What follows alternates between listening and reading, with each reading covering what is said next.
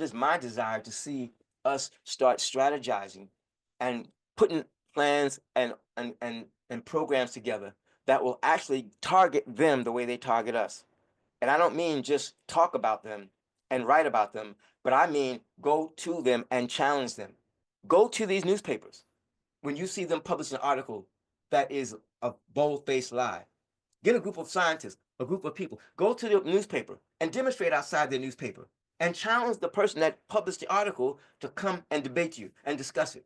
This is the kind of thing that we have to do as people of God if we are going to turn the table on these people. We have to stop letting this be just the status quo. And like Dr. James Tour, the chemist Dr. James Tour, that's my boy now.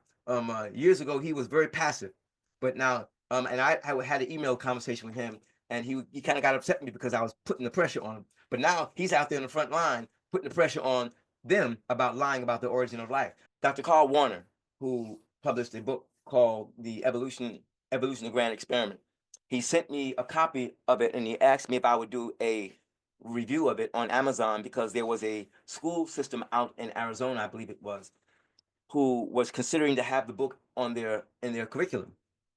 And so I did the review of the book and on Amazon, posted on Amazon, and I mean everybody and their grandmother who were among the atheist evolutionists came after me. And I mean they tried to destroy my review. They tried to make me look like a fool, and it forced me, of course, to defend myself. And I did not realize how much fun that was until I did it. It was such a great time. I had such a great time. Christine Janis, paleontologist, and David Levine, he's a professor of molecular biology, molecular and cell biology. And he wasn't there first. Christine was there. And we went on for some time, but she got so tired of me and zinging her that she went and got Dr. Levine from another thread and asked him to come over and help me. But eventually she disappeared for a while.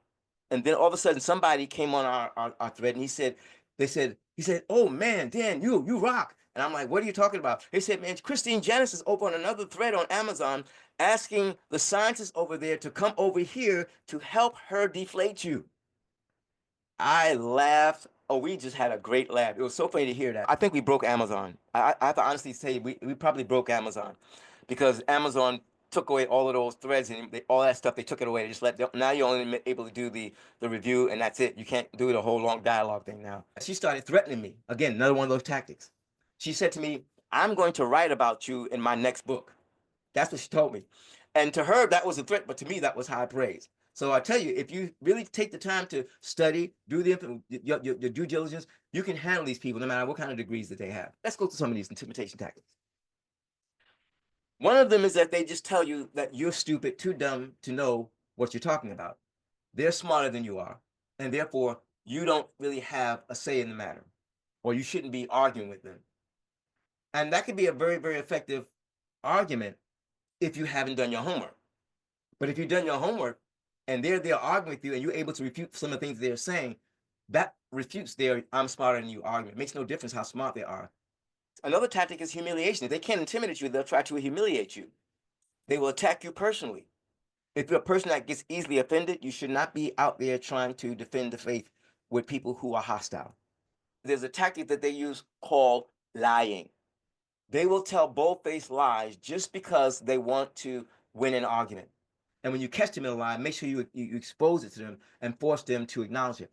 It's important for us to understand that when evolutionists approach biology, they're constantly trying to tie us all together to make it seem like we all came from the same one life form.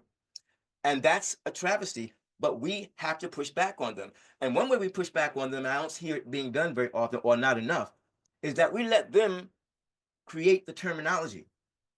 I was in a conversation with a paleontologist, Dr. Christine Janis, years ago, and she used the term mammal when she was referring to humans, and I told her that I was not a mammal. And of course, it tickled her pink because she just felt, oh, wow, this just proves how ignorant these people are. And she made fun of me. And I didn't feel offended by it. I was glad that she thought that it was funny. But I didn't allow her to make me accept that term because the term mammal is not a term that the Bible gives human beings. And the term connects us to animals in a way that evolutionists wants to connect us. So this is just one example of how we have to stop allowing their terminology tactics to control the discussion. 1 Corinthians chapter 15, Paul says that there are different kinds of flesh. There's all kinds of flesh. There's one kind of flesh of men or humans, another kind of flesh of beasts, another kind of flesh of fish, another kind of flesh of birds. So he made very clear that biologically we were not the same. If you do not control the conversation, they will take you down that rabbit hole, and they will use their science jargon to keep you there, because all they have to do is avoid admitting that evolution is not true and that a creationism is true. So I said, okay, well, let's debate the science. And I debated him, and I have it all. I saved the transcript, and I created a copy of it so that he wouldn't be able to lie later on about what took place. Now, and that's another thing I would like to encourage you all to do. If you ever get into a conversation with somebody, try to find a way to record it if you're going to debate them or dialogue with them, because what they tend to do is they'll tend to lie about how that debate and discussion turned out. We can't let them keep getting away with finding 2 or 3 bones and then creating a statue or a full figure with arms, legs, limbs. We have to let them get away with this kind of stuff, because when we let them do this without making them know that we know it's not true and basically embarrassing them in the public, they're going to keep doing it. So we got a chance to mix it up with a lot of the professors, the biology professors, the chemistry professors, education professors, and we always came out on top. And I think that I planted some good seeds in those people. We have plenty of great people doing great things. Let us take advantage of their material, learn the material well, represent the material well, and let's clean some clocks of these atheists. God bless you.